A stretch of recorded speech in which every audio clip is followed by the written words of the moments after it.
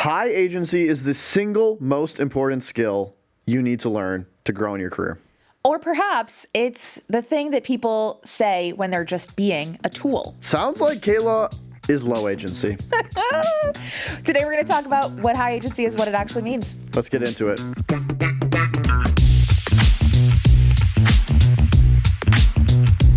So, Kyle, I have a confession to make. Okay, I love a confession. I feel like the new pope. What? That was insane.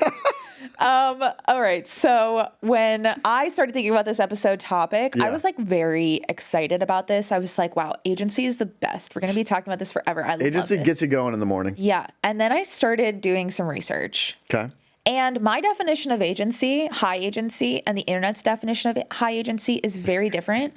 And let me just say that the internet's definition of high agency is pissing me off. Yeah, and for the listener, Kaila came into the office today like a woman on a mission. I was so mad. I'd never seen her more fired up. And I'd never seen you more agentic, actually. Oh, agentic, right. I didn't know that agentic meant energy. You were so high agency about how you hated the definition of agency, I had to respect it. If two words sound the same, does that mean that they are the same? Yes. Yeah, okay, perfect, great. So I want to talk a little bit about what high agency is and what the internet has it being. Break this down, because I don't know why you're so pissed Okay, about so this my word. initial understanding of high agency is it's somebody who doesn't necessarily take no for an answer, who's willing to kind of go above and beyond to get stuff done, sees a roadblock more like a speed bump. Like I like love that. It kind of sounds like every poster your high school football coach would have like on the walls. Yes. Yeah. You're in the DMV, right? You're trying to like get past that driver's test and you look up and you see a giraffe telling you to keep going. Yeah, and you're like, you're right, giraffe. Yeah. I will keep going. Exactly. And you have a crazy long neck. Yes. Yeah. Okay, so what I think the internet's definition of that's pissing me off is this like tech bro, move fast and break things, like step on toes and don't take no for an answer. And like, I think it's just giving people, but specifically men, an out for being a dick to other people in the context of work. Okay. And I really am annoyed by that because I think that high agency, as I define it, is actually a pretty interesting thing to try to maximize at work. What do you think? Well, so this is similar to our AI conversation. I think you hate the messenger. And so I think a lot of people that are professed to be high agency or actually are high agency, they are disagreeable. That's actually, I think, one of the elements of being high agency is that you're not just going to accept the status quo. If you think something's wrong, you're going to say it. And, you know, I'm going to take like a Travis Kalanick, for example, at Uber. A person who's definitely high agency, they like broke a lot of laws and he didn't take no for an answer and he grew $1 billion business. There's a severe downside to that, which is like, you don't understand what the normal rules are. You create a toxic culture. Like there's being disagreeable in a good way, I would say, that like moves the mission forward. You're not accepting no, and you ultimately need to push through so many things to build $1 billion business. Then there's this version I think that you're talking about, which is like the downside of being high agency, or just the general stereotype of people that are, or that we glamorize in our world, which is like they can be assholes. They can be kind of dicks in a way that is very negative. So it's tough, maybe tough to separate the two because it's a personality trait that is good in some contexts and maybe annoying in others. Yeah. So I also think that this is a very like gendered and like racially divided type of personality. Because I think I actually read this great Inc. article that we'll link in the show notes, but it talked about the difference between being labeled a game changer and being labeled a troublemaker. Yeah. Sometimes it's the exact same activities, but it's who's doing the things that's how it's perceived. Right. So being high agency is not just about I'm not taking no for an answer. It's about how your actions are being perceived by others. That makes you either high agency or an asshole just like blowing through, not caring about other people. Yeah, well, I would say, I totally agree with you. I would say in either case, the person who's not taking no for an answer is high agency. It's just, is that rewarded in society? You're saying for some groups of people, it is, or it's tolerated because, oh, look, they're building a big company and it's what they're expected to do. And for other groups of people, it's not tolerated, it's actually punished. Yeah. And so you're taught to be specifically not agentic or high agency, because why are you not going with the status quo? Why are you pushing back? Why aren't you accepting no for an answer? So in some groups it's rewarded, in some groups it's not. And, I agree with that. So I think this is what I wrote down, so I'm actually going to read it because I don't want to get it wrong. Rules were created, like societal expectations, cultural norms were created to give some people a framework for how they must act in order to be accepted, while others a route to like break the rules and then be lauded for being geniuses. Yeah.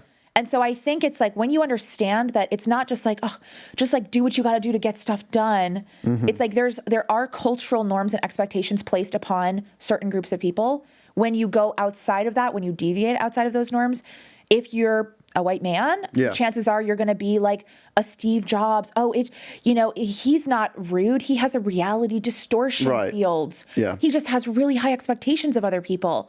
But if you're not a majority group member, and you're doing those same things, then there's, a Fast Company article about you in 3 months about how toxic you are and how difficult you are to work with. So I think it's one of those things. It's like, I think the traits of high agency are important to succeed in the workplace, but it has to be wrapped around this cultural understanding that I think what frustrates me so much about the discourse right now is that it's not acknowledging that at all. The discourse exists in a vacuum that's like not contextual, not in society. It's like, oh, just be more agentic. And it's like, oh, thanks. Yeah. But like, do you understand that if I did that, I'd actually be punished in some cases? So I hear you. I want to take a step back though, because we've been talking about agency. We've been fired up about agency. Someone might be listening and being like, hey, my friend doesn't know what you're talking about, so could you help him out? So this is how I would define agency, and in doing research, I think this is like a pretty solid definition. The first element is self-efficacy. Do you actually believe you have the skills to do whatever task it is you're doing at work or in life? The second is internal locus of control, meaning, do you think that you happen to life, or that just life happens to you? An example is if you are doing a test and you don't do well, is your reaction, I didn't study enough, but I could have mastered this? Or is your reaction, the test is just difficult, there's nothing I can do about it? Internal versus external locus of control, ton of research around that. Autonomy, do you feel like you have autonomy, you can make independent choices, you can move throughout the world? And then the last one is intentionality. Like you are focused and you do things with intention, with the hope that there's a result in the real world. That is how, in general, I think any definition of agency is going to center around those four characteristics. Taking a step back from those all seem like good things. Yeah. Regardless, I hear your critique, but I think that's a very like internet-driven, like annoying tech bro. I think just in general, if I was advising anyone, like, how are you going to have more satisfaction in life? How are you going to get more work done? How are you going to find more meaning at work? Those four things seem to be generally good advice. Or do you think that I've gone astray somewhere? No, I actually agree with you. And in my research, I found the same thing. Probably we read the same article. Oh, yeah. The AI told us the same thing. I did not use AI for this research. I'm back. But no, I think that makes a lot of sense. And again, when it's put that way, it's much more reasonable than like looking at the most extreme examples like the Travis Kalanick's who sucked. Like, he created like a big, Uber or whatever, but like I don't use Uber because I'm like, I don't like support the way that it grew. Anyways, so I think that there's this bastardization of agency that maybe is what's coming through to me, and it got me so pissed. So pissed. Can I bring up this meme? Yes. I love double clicking on where you're pissed off because it's so fun. So there's a meme that was like a high agency meme, and it's two pictures. First picture is a guy on a deserted island, and he's taken wood and spelled out help. Like a classic, like a plane flies over, sees it, oh, help. The second picture is the guy who's, instead of spelling out help with the wood, just builds a boat and floats away from the deserted island. And the concept is that the first person is just waiting around, not doing anything. Low agency, you're going to be stuck in this island forever. The second picture, now that's a high agency guy. Right. He's built a boat, and he just got himself off the island. Kaila was fired up about that. How stupid is that? I mean, genuinely, how dumb is that? Like, first of all, if you have enough wood to spell out help, that does not mean you have enough wood to build a boat. Yeah, like, it's a metaphor, Kayla. I know, but it's pissing me off because it's like, low agency people just ask for help and high agency people make it happen. And it's like, yeah, maybe that's true, but like, you can ask for help. Like, if you're like saying like, oh, these people are just their self-starters, they don't need anybody else. Like, obviously it's a meme, it's a metaphor or whatever, but it pisses me off so much because it just like doesn't make any sense. Like, you can be high agency and also like realistic. Yeah, I hear you, and I do think you bring up a really good point, which is there wasn't enough wood for a raft. Great point. Yeah, Thank you. we're investigating this island. There's some inconsistencies in the meme. Don't worry, we'll keep you updated. You bring up a good point, which is agency is not about not asking for help. Right. It's not about being exclusively self-sufficient. But what the meme is trying to get across is there is a version of life where you wait for shit to happen. Yeah. And you hope and you pray. Right. You're going to put help and you're just going to hope that an airplane is going to fly over and there's nothing else you're going to do about it. And again, going back to locus of control, it's all external locus of control. You just think like, I have to get lucky to get out of this situation and like, there's nothing I can do about it.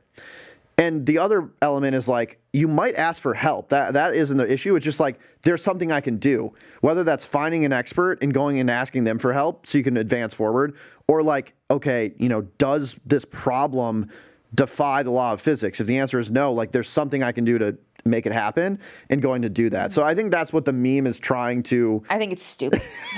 I think it's a dumb meme. Okay, up next we will look at the Spider-Man meme, where Kayla says, how could there be two Spider-Mans? There's 3 actually, and that's genius. Okay, so I have a question for you. Yeah. We've kind of laid out some issues with agency. We've defined it. I think it's still a very important trait. I think in general, those elements of agency I listed are important. Can you give an example of when you think you've demonstrated like the most agency and how that felt, the outcome, like you walk us through that? Okay, I do have an example, but before that, I want to say that I don't actually think I'm that agentic. Like, I don't think I deploy high agency that often in my life. I think I'm much more about like consensus building at work. Yeah.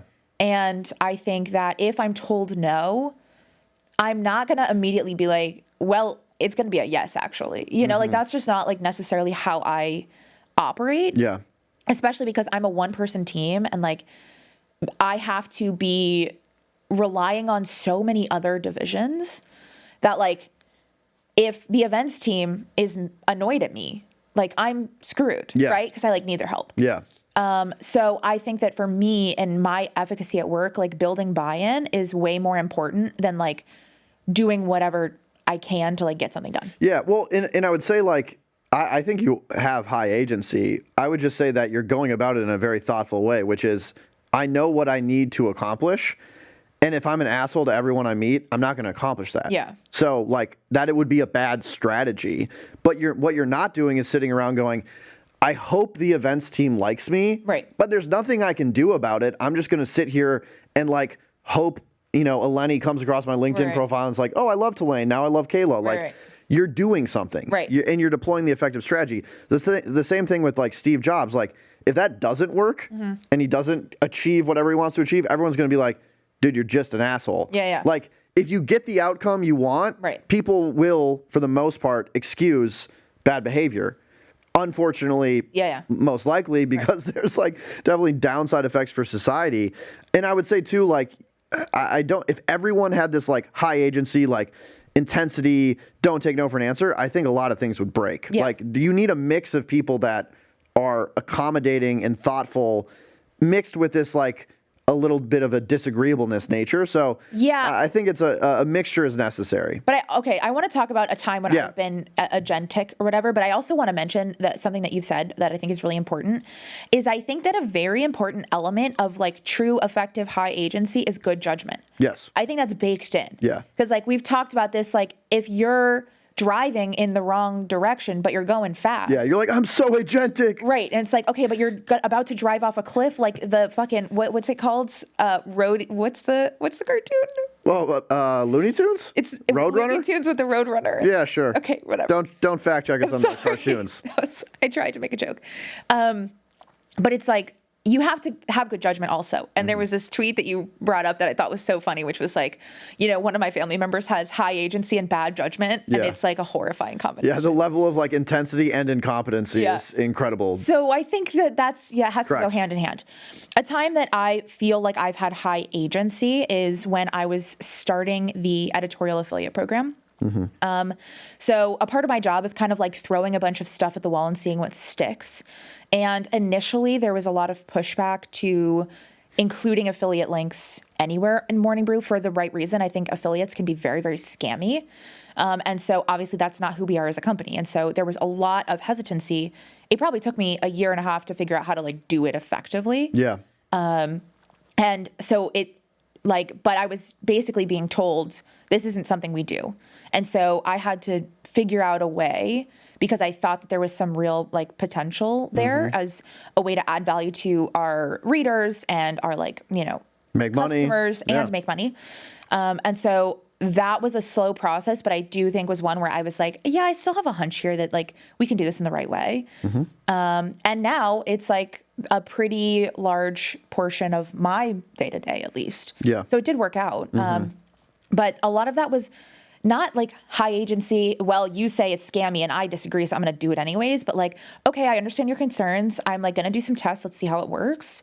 And basically now we have like two fully separate, independent like functions that are affiliate. Yeah. One is business, B2B, that I'm not involved in anymore. One is editorial. So that's one way. But for the most part, I don't think I'm like super high agency. I totally disagree. And because that's a trait of a high agency person. No, I'm kidding. One, great story. And I think it's a perfect example. Like someone told you no. Yeah. But it was like a no for reasons. Yeah. And you didn't stop at, we can't do this. You said, okay, let me explore the reasons, because I have belief and conviction that this is a good idea. And I'm not just going to drop it at the first no. That is agency. And it's like, I will do the work to prove this either to myself or to you that like, this is a good idea. And we'll be right back after this. Okay, back to the show. I also think our time together at Morning Brew Learning, I mean, the grinds that you had and the amount of content that you went from 0 to 1 on did not have a blueprint, did not have a roadmap. No one was going to save you. No one was going to do it. You did it anyway. And we so many times just like did not take no for an answer. Now, the business unit got shut down. So maybe we're just incompetent. That might be on us. But we definitely it off that cliff. But we definitely had agency. So I would disagree. I think you definitely have I think the right amount. The right amount of agency. I appreciate that. Yeah. What about you? I'll use an example that's outside of Morning Brew, and it was the time before I moved to New York. I was in Milwaukee, and I started this small wireless charging battery company. And for context, I know nothing about small wireless charging batteries. So yeah, you got to have the self-efficacy that I talked about, and some may say it's delusional. Yeah. But like you kind of need to be a little delusional. You need to believe in yourself more than other people do to like believe you can figure it out. And so we had this idea. We were like, this makes so much sense. Like, why doesn't this exist? And instead of being like, well, there's smarter people out there, they probably would have done something. We were like, well, we don't see it, so let's just do it. So we started a company. We literally like found engineer through friends. We were like, well, we can't build the damn thing. So like, we got to go find a smart person. Did that, recruited them. We were contacting like, manufacturing hubs in like China to like build it, get prototypes.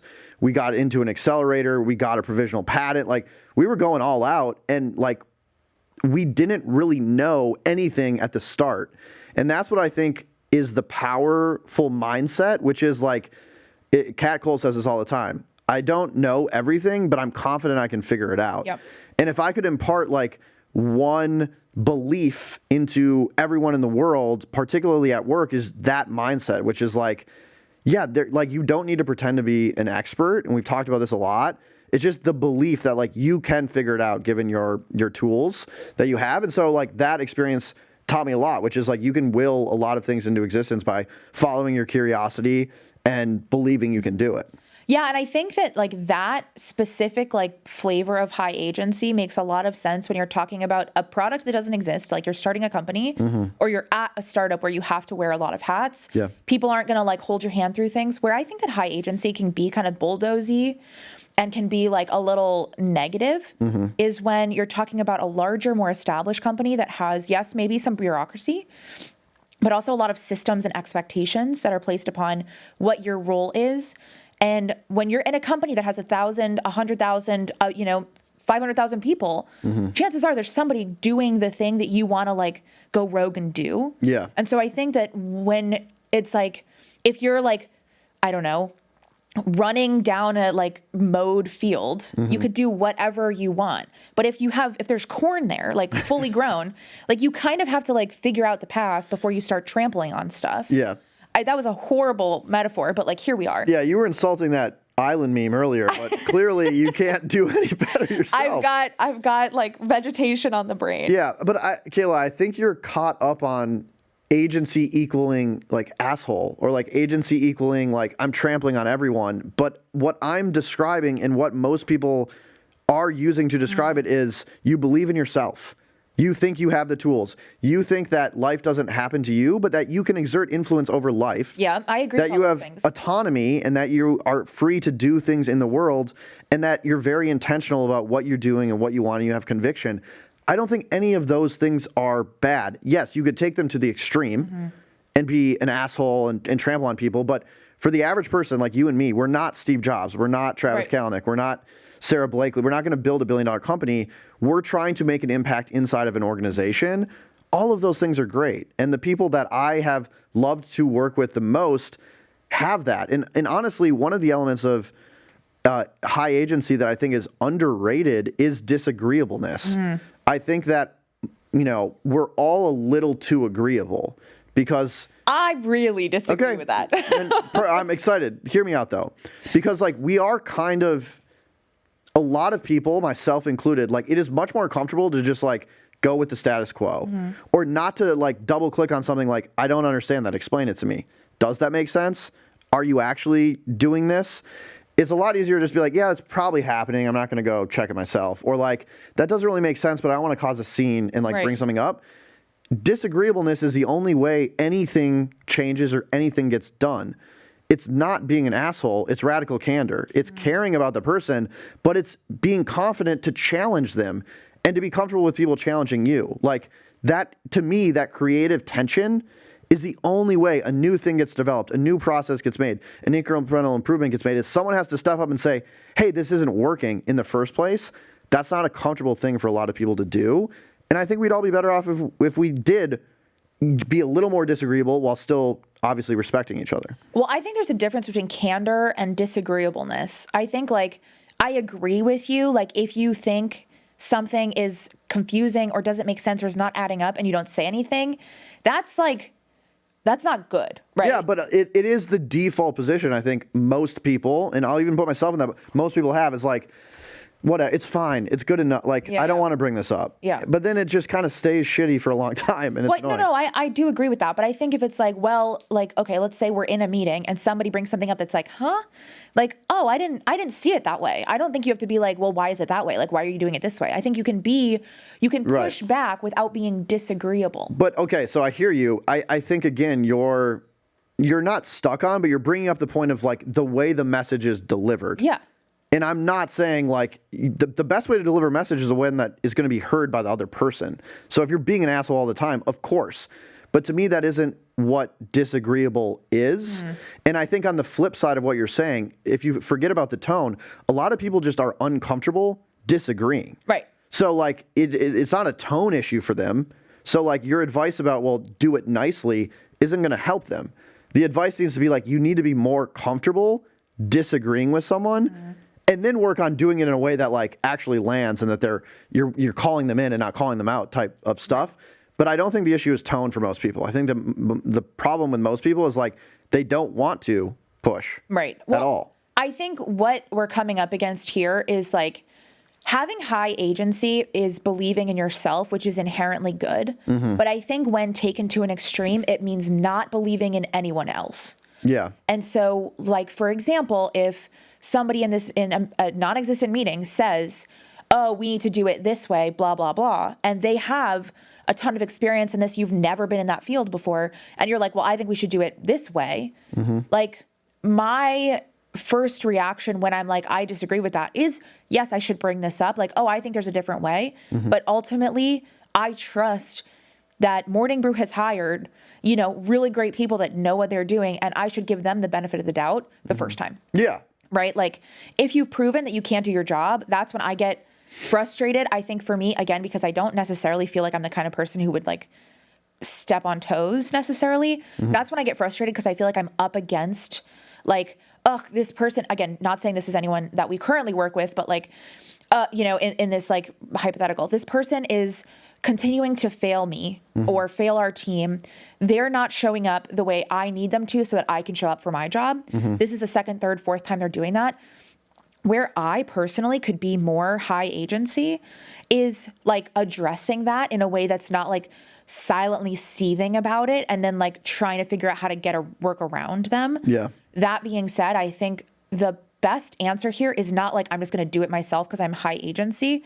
The best solution is like, how do I, call this person in and have a conversation with them about why they're not showing up in this way versus like, I'm just going to do it myself because I trust me. I don't trust anyone else. Yeah. Yeah.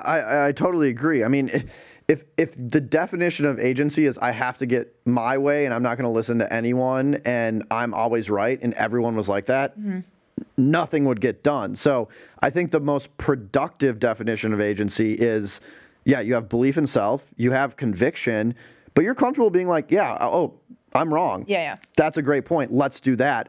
You're so focused on the outcome of success that like, if you get there or someone else has the idea, it ultimately just like, we need to land there. Yeah. And I'm going to do whatever it takes to get there and like understand that you probably don't have all of the right ideas and you're bringing people along with you. Yeah. And I think that that's probably the definition that I like the most. Yeah. It's outcomes driven, not like me driven. Yes. I think that's a great breakdown. Like there's like this feeling at work that I'm trying to describe, which is like the squeaky wheel gets the grease. Yeah. And I think this is another, whether people want to admit it or not, like a version of agency that does lead to rewards and better outcomes, which is like, it's like a little bit of like politicking in the ways that we've like talked about, but there's like hoping stuff will happen by like, oh, we made this podcast, like hope people listen. And then there's like, how do we get people to listen? All right. Like we have to like, Jen Walsh is out there finding us cross promo. Like she's like, we have all these people like pushing on the system to like help move this forward. And whether that's internal cross promo where like you have to Slack someone to be like, hey, will you put this in? Obviously, if they're like, we can't, don't be a dick about it. But there's like, I think everyone can relate to this feeling at work where it's like not explicitly what you're told to do, but it gets you closer to the outcome. And I found that the people that go down those paths end up being more successful. And part of it to me is just like kind of force of will.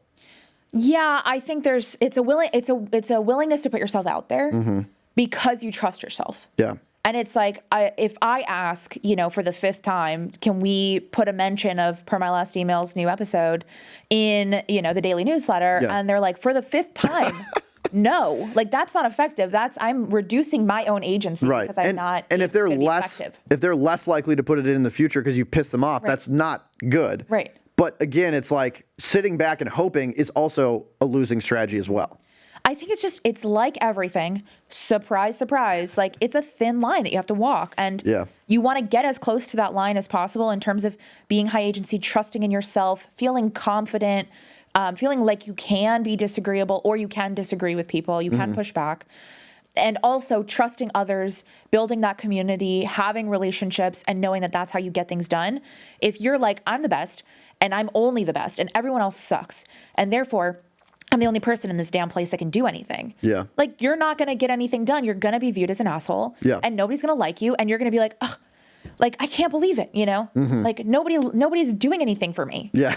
It's like, no wonder everyone hates you. Right. Yeah. And so I think it's a thin line. And I do agree that this high agency stuff, when it's not bastardized by like the lack of nuance on the internet, like is something that everyone should strive for. And I want to like call out again that when you're a minority group in the workplace, I actually do think that having high agency is, first of all, much harder for you, but also that much more important, because it's like, if you live in a system and exist in a society that is expecting you or demanding that you stay within certain lines, it's that much more important for you, first of all, to understand where those lines are and understand how you can push them effectively, both by bringing other people on board and by knowing when you can take no for an answer and when you can't or you shouldn't.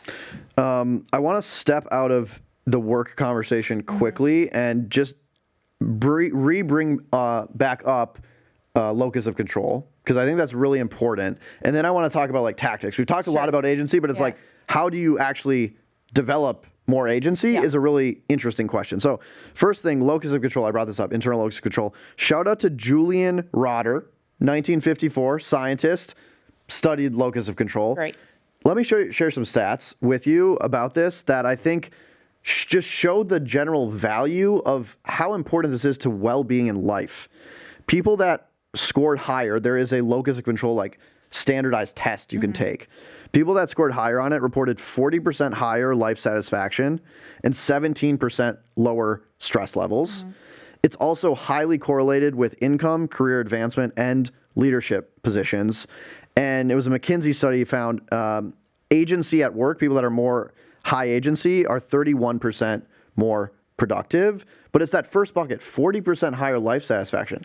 I don't think this is just about work. It's just like, if you can work on something that gave you more meaning and more life satisfaction, like, seems like a very important thing to work on. And I think internal locus of control is that thing. Like, if I was giving advice to a child or someone in college, like, I want to be happy and find meaning and have satisfaction in life, I would definitely point to internal locus of control. I think it's that important. Yeah, I mean, I agree. I think, of course, like, feeling like you have control over your environment is great. Empowering. Yeah. All right. Should we talk tactics? Yes. Because we did an interview with Lori Santos, one of my favorites. Go back and listen to it. It's in the archives, folks. And it was funny because we were talking to her and she brought this point up, which is like, I can tell you exactly what the research says about how to become happier. The hardest part is I can't make you do anything about it. And we asked her, we were like, so like, how do you develop more agency? I think that's actually the interesting question. I hope if you've gotten to this point in the conversation, we've convinced you that a healthy version of agency is good, but you might be like, how do I become more agentic? How do I develop more high agency in your life? So I put together a list of things I think are helpful. Great. The first is micro experiments. Like, you have to start very small. I think it's can be a very overwhelming thing to be like, I'm just going to change my entire personality. I'm just going to start disagreeing with people tomorrow. And like, I'm never going to take no for an answer. Don't do that. But I think if you're uncomfortable disagreeing, like, make it a goal to like disagree with someone once this week. See how it feels. Like, practice that motion. And I think that's how you kind of dip your toes in and get a lot more comfortable. The other tactic, I think, is having a personal board of directors that are like the 5 to 7 colleagues, friends you have that you think are super smart, are driven in their career, they're high agency, and go to them with questions you have in your career. Like, I'm really struggling with this. Like, what would you do? Sometimes just like getting inspiration from other people who you look up to is a great way to be like, oh yeah, that is motivating. I can do that. I saw a tweet that went viral maybe 3 months ago that was like, I hate how I can solve all of my life's problems by asking if I had 10x more agency, what would I do? And it's like, damn, like, that's kind of what a personal board of directors gives you. It's like these ideas where you're like, yeah, I should just do that. Like, let me go handle that. The third is constraint reframing. So a lot of times, like, we have these constraints and it can feel like, damn, I can't do that for this reason. I can't do that for this reason. And we kind of end there. I do think that actually constraints can be very powerful, and that some of the best innovation comes from constraints, not more, but less. Like, okay, I can't go down that path it forces you to think about the other paths that are available. So instead of saying like, can't go down that path, I'm out of luck, what other paths might there be? And running that thought experiment, I think, is really, really important. My last one I will share is starting a side project. I think talking about Joy Boost, I've done small media companies in the past, like the confidence you build in just like doing something yourself and like having to figure it out and like coming against roadblock after roadblock after roadblock and being like, I'll figure it out, and then trying and leading with curiosity. That did so much for my confidence. Like, I don't think I would be the person I am now if I didn't do Bridge the City, which is a very tiny podcast in Milwaukee, just because it taught me that like I can figure things out. I can learn how to do audio engineering. I can interview people. I can send a cold email. So do a side project that no one's asking you to do and just like keep going with that. I think that's such a healthy way to build confidence and build agency. Yeah, I think those are all pretty great. I mean, it makes a lot of sense. Seems like we solved agency. I think so. Kaila, are you more high agency now after this conversation? I'm less, actually. Damn. Yeah. All right. Well, we failed. Yeah, that's okay. That's tough. Well, I hope you're more highly agentic after this. If you have a good agency story, per my last email at morningbrew.com. Or complaint. You have a question. You hated everything we said. You loved everything we said. We'd love to hear from you. Drop us a line. Also, reviews help the show very much. And what a high agency activity. You can go, you're not going to let the stars tell you no. You're going to click 5 stars. You're in control of your own destiny. That was a fantastic plug. Yes. So go click 5 stars. Leave us a review. It does help the show grow. We would really appreciate it. Let's roll the credits. Do it. Our producer is Michaela Heck. Our technical director is Uchenna Waoku. Megan Houlihan is an account manager. And our president is Devin Emery. This show is a production of Morning Brew. Thanks for listening, and we'll be agentic with you next week. Yes, we will.